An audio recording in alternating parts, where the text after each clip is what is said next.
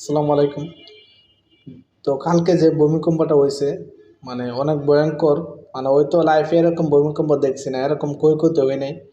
দেশের কালকে ভূমিকম্পতে অনেক ক্ষয়ক্ষতি হয়েছে, অনেকের প্রাণ গেছে, অনেক জায়গাতে বিভিন্ন জায়গাতে বিল্ডিং ভেঙে পড়ছে, অনেক কিছু অনেক ক্ষতি হয়েছে।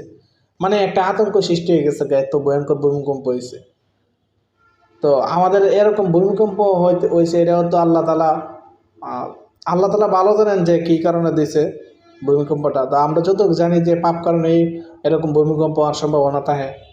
ঠিক আছে, ভূমিকম্প হওয়ার সম্ভব আমরা আমাদের উচিত যে ভূমিকম্প থেকে যত দেখছি যার পরে সতর্ক হওয়া। কালকে হয়েছে, হওয়ার পরে রিটার্ন আবার আজকে হয়েছে। আজকে আবার ভূমিকম্প হয়েছে। মানে আমরা কতটুকু পাপ করলে বা কি ইয়ে করলে আল্লাহ তালা দিতে পারে, ভূমিকম্প দিতে পারে।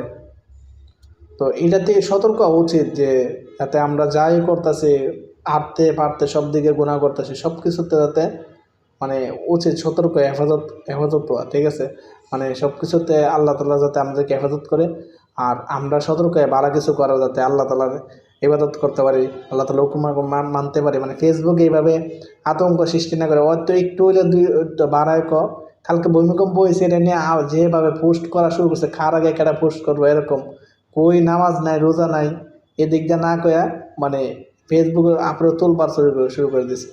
ওদিক দিয়ে আজকে হয়েছে, এটা খুব ভয়ঙ্কর। আজকে হয়েছে আমরা তো এরকম ভাবে দেশে দিন দিন পাপ খালি বাড়তাছে দিন দিন খালি বাড়তাছে, এরকম একটা অবস্থা দেশের মধ্যে। ওই তো এরকম পাপের কারণে ওই তো ভূমিকম্প হয়েছে। তা আমরা সবাই সতর্ক হই যাতে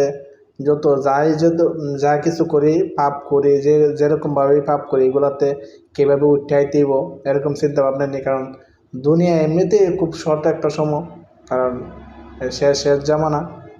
আর এখানে যদি সতর্ক হওয়ার চেষ্টা না করি তাহলে যত দিন যাইব ওই যে সময়টা যায় সাথে চাইলে চেষ্টা করে ভালো হতে অসম্ভব না। ঠিক আছে, তো সবারই আল্লাহ হেফাজত করুক, সবারই হেদায়েত দান করুক। আর এইসব যত পাপ কাজ আছে পাপ কাজ থেকে যাতে আল্লাহ তালা আমরা হেফাজত করে।